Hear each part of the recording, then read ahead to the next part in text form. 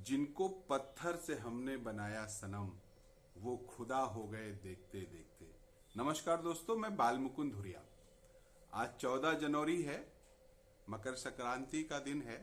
वैसे कल भी कुछ लोग मना रहे हैं। पहली बात तो बधाई आप लोग को।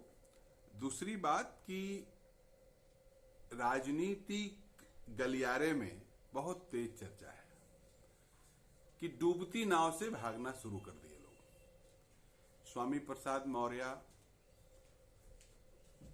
और चौहान जी, फिर सैनी जी, फिर ऐसे कई जी जो भारतीय जनता पार्टी से निकल के मंत्रिमंडल से इस्तीफा देके अब बाहर आ जा रहे हैं और कमोबेश ये सब समाजवादी पार्टी की तरफ ही जा रहे हैं। सोचना हमको ये है, और हमको लगता है आपको भी सोचना चाहिए, कि पिछले 5 सालों में सत्ता का भरपूर मजा लोगों ने लिया। मंत्री, कैबिनेट मंत्री और हनक और ये रुतबा उतबा ताम झाम। आज ऐन चुनाव के वक्त पे कह रहे हैं कि विचारधारा नहीं मिल रही है, तो हमारी बात नहीं सुनी जा रही है, तो उत्पीड़न हो रहा है। हमारा भाजपा से कोई लगाव नहीं है और सपा से कोई बैर नहीं है, सपा से कोई दोस्ती नहीं है और भाजपा से कोई व्यक्तिगत दुश्मनी नहीं है। लेकिन ये जो नेतागण हैं, 5 साल पूरी मुस्तैदी से कैबिनेट मंत्री का मजा लेने के बाद एक झटके में इनको दिव्य ज्ञान प्राप्त हो गया। ये उनको सोचना चाहिए जिन्होंने इनको खुदा बना दिया है। अब पूरा मौर्य समाज भाजपा से निकल जाएगा, पूरा सैनी समाज भाजपा से निकल जाएगा, पूरा चौहान समाज भाजपा से निकल जाएगा। इस तरह की बहसों को शुरू करने वाले लोग इस बात को जरूर समझें, सोचें कि भाई नेताओं को आखिर ऐसा क्या 5 साल में नहीं इनकी बेइज्जती इज्जत हुई और एक झटके में आज ये हो गया। तो इससे मनसा साफ है, लोगों को लग रहा है कि अब इनका दिन लद गया है योगी सरकार का। अब अखिलेश जी मुख्यमंत्री बनने की लाइन में सबसे आगे हैं, तो उन्हीं के हमराह हो लेते हैं। जनता का भी इससे कुछ नफा नुकसान होगा क्या इन नेताओं से उछल कूद करने से? लोकतंत्र में अगर इन चीजों को हम सेट नहीं करेंगे, माइंडसेट नहीं बनाएंगे, तो पीढ़ियां हमारी पछताएंगी। मसला भाजपा से निकलने का, सपा में जाने का, सपा से निकल के भाजपा में जाने का, बसपा में कूदने कादने का नहीं है। मसला यह है कि कोई नैतिकता वैतिकता भी बचेगी। किसी नेता की बात पे कितना भरोसा किया जाए, कितना माना जाए। आज मंत्री जी और उनके कुछ लघुए भगुए अगल बगल घूमने वाले वो लोग जिनसे उस विचारधारा से कोई मतलब नहीं है, उन्हें बस उतना मतलब है कि मंत्री ताकत में रहेंगे तो हमको चुराने का पूरा मौका मिलेगा। हम इधर उधर से अपना सेटिंग गेटिंग बना लेंगे, कुछ पेट्रोल पंप, कुछ बड़ी बड़ी कुछ दलालियां, कुछ ये वो करके अपनी रोटी ढंग से चला लेंगे। बस मसला इतना ही है। इससे पूरे समाज को जब हम देखते हैं, समाज को जोड़ते हैं, तो समाज को बेसिकली ठगा ही जाना है, समाज को कुछ हासिल नहीं होना है।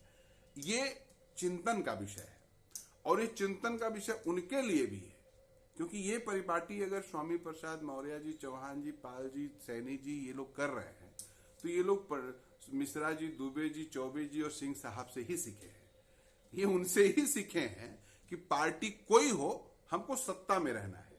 तो ये परिपाटी तो चली वहां से है।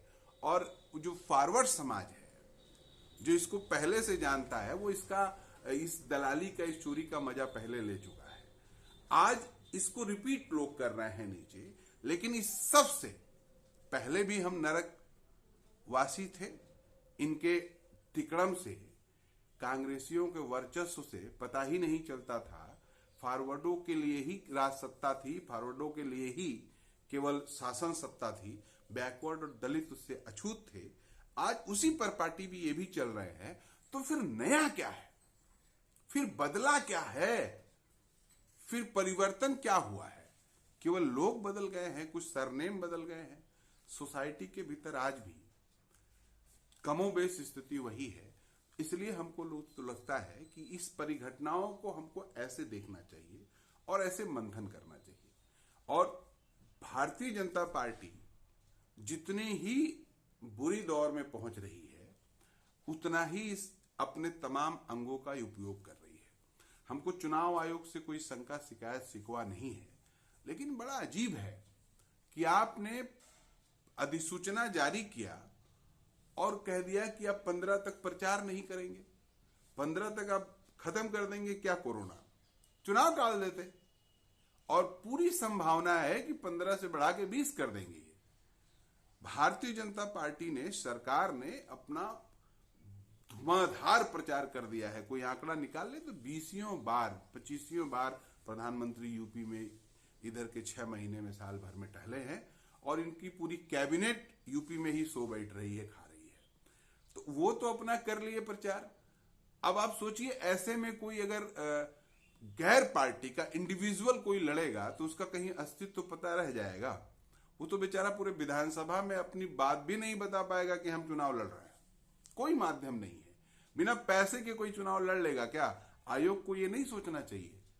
उन्होंने खर्च की दर बढ़ा दी है, कुछ 30-40 हजार और बढ़ा दिया है। तो इससे एक डेमोक्रेसी है, सबको अधिकार है लड़ने का, सब लड़ सकते हैं। ये चीज तो साबित नहीं हो रही है। आपने और जाके पाले में बांध दिया है। जिनके पास पूरा सिस्टम है, जिनके पास जहुआ भर का पैसा है, वो डोर टू डोर पहुंच जाएंगे। लेकिन इसी लोकतंत्र के उत्सव में अगर एक आम आदमी अपनी उपस्थिति दर्ज कराना चाहे तो उसके लिए कोई जगह नहीं है। छोटी पार्टियों के लिए कोई जगह नहीं है। इसको आयोग को सोचना चाहिए। और आयोग से एक रिक्वेस्ट भी है कि अंतोगत्वा ये ना हो जाए कि आयोग सरकार के ही एजेंडे पे चल रही है। अमूमन हो जाता है, लोग मान लेते हैं कि आयोग सरकार के एजेंडे पे चल रही है। लेकिन ये अगर नहीं हो तो आयोग के स्वास्थ्य के लिए अच्छा होगा। बाकी जनता तो पॉलिटिक्स को हल्के में ही लेती है। महान जनता पॉलिटिक्स को सत्ता के पाए में ही लेती है। लेकिन इस बार बदलाव जो दिख रहा है वो जरूर दिशा पकड़ेगा। इस सब के बावजूद भाजपा आज बैकफुट में है और फ्रंट फुट पे समाजवादी पार्टी चल रही है। बहुजन समाज पार्टी अपना गुणागणित है, तुक्का लग गया। सुनते हैं कि आजकल बसपा के तमाम कोऑर्डिनेटर इस बात को कहते घूम रहे हैं कि रुपए का बहुत मामला नहीं है, हमको सीट जीतनी है।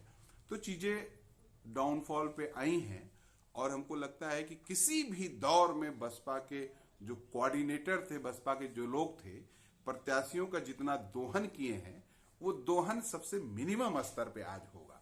सबसे कम दोहन आज के दौर में वो कर पा रहे हैं, क्योंकि जनता ने सेट कर दिया है। जनता ने, पॉलिटिक्स ने सेट कर दिया है कि हमेशा आप वाली ही नहीं चलेगी।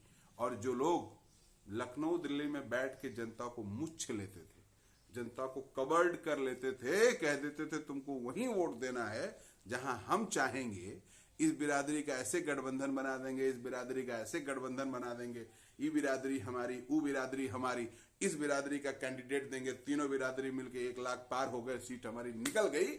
ये सोचने वालों के तोते उड़ गए हैं, उड़ रहे हैं। और जब तक इनके तोते नहीं उड़ेंगे तब तक राजनीति में कुछ बदलाव नहीं आएगा।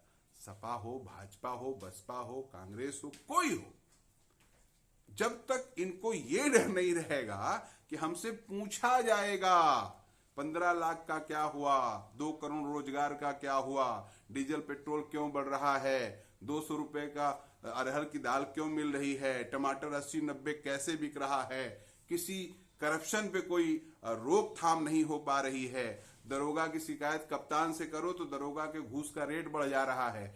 एक जिले में कप्तान 3-3, 4-4 साल टिका हुआ है, लोग कह रहे हैं ऊपर तक सेटिंग है, होम मिनिस्ट्री तक कप्तान की सेटिंग है। ये सब जब इस पे जनता सवाल नहीं करेगी अगर, तो चीजें कुछ नहीं बदलेंगी, कुछ नहीं बदलेगा। कोई सवाल नहीं अगर नहीं करेगा कि भाई कोरोना के चलते सारा मार केवल छात्रों पे, नन्हे मुन्ने बच्चों पे ही क्यों डाला जा रहा है, स्कूल बंद के नाम पे छात्रों का भविष्य चौपट किया जा रहा है, और इस तरह का जो लॉकडाउन का माहौल बना के देश के भीतर सरकार गल्ला भले बांट रही है दोगुना तिगुना चुनाव के चक्कर में, लेकिन ये जो अफरा तफरी का, अनिश्चितता का माहौल है कि कल कर्फ्यू लग जाए कि परसों लग जाए, 6-6 महीने से लोग अपने घरों में बैठे हैं, इनकम के नाम पे 1 रुपया नहीं आ रहा है, तबाही मची हुई है, तबाही। केवल चावल और दाल लोग नहीं खाते हैं, उसको जलाना भी पड़ता है, 100,000 का सिलेंडर आ रहा है, आदमी के और भी जरूरतें हैं जिसके लिए रुपया चाहिए, और रुपया कहां से आम जनता के पास आए इसका कोई जवाब सरकार के पास नहीं है। और आज चुनाव के पहले जो करोड़ों करोड़ की योजनाएं चल रही हैं, ऐसे दान दिया जा रहा है जैसे कुबेर का खजाना इन्हीं के पास आ गया हो और दान दे दे के आपको निहाल कर दे रहे हैं। ये जो मनोभाव बनाया जा रहा है, इस पे कोई सवाल जवाब होगा कि नहीं होगा? अभी पिछले दिनों एक वीडियो में देख रहा था, कोरोना काल में जब पीक पे था, छटपटा के यूपी, दिल्ली और बिहार में लोग मर रहे थे, और हमारे प्रधानमंत्री जी बंगाल में भाषण दे रहे थे, बंगाल का चुनाव कंडक्ट करा रहे थे, उत्तर प्रदेश से लेके पूरे भारत में हाहाकार मचा था। तो कोई सवाल करेगा कि नहीं करेगा कि आपकी इस लापरवाही की आपको क्या सजा दी जाए, आपके इस गैर जिम्मेदाराना वर्क का आपको क्या सजा दी जाए? और उत्तर प्रदेश में कोई पूछेगा कि नहीं पूछेगा? अगर आप इस पूछने वाली स्थिति में नहीं खड़े होंगे कि योगी जी, केशव मौर्य जी, शर्मा जी, आप तो पूरे उत्तर प्रदेश को कम्युनल रंग में रंगना चाह रहे हैं, 20% 80% का कहानी बता रहे हैं। आप वो बताइए ना, 5 साल में आपने उत्तर प्रदेश के डेवलपमेंट के लिए क्या किया? अभी मैं देखता हूं व्हाट्सएप के ऊपर जबरदस्त मैसेज आ रहे हैं, भाजपा हारी तो 370 का क्या होगा, भाजपा हारी तो CA NRC का क्या होगा, भाजपा ने ये कर दिया।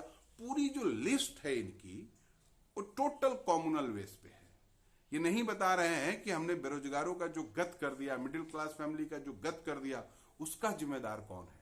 और जो लोग लिख रहे हैं, हम देख रहे हैं अभी भी मोस्ट बैकवर्ड हिस्से के लोग, बैकवर्ड हिस्से के लोग, तमाम लोग इस तरह की बात जो लिख रहे हैं, उनको जरा सोचना चाहिए कि किस तरह से नौकरियों में भारतीय जनता पार्टी ने काट काट के खास हिस्से के लिए हिंदुस्तान की सारी संस्थाओं को गिफ्ट कर दिया है। अभी बहुत ताजुब लगा कि जिले में हमारे DM ने किट बांटा।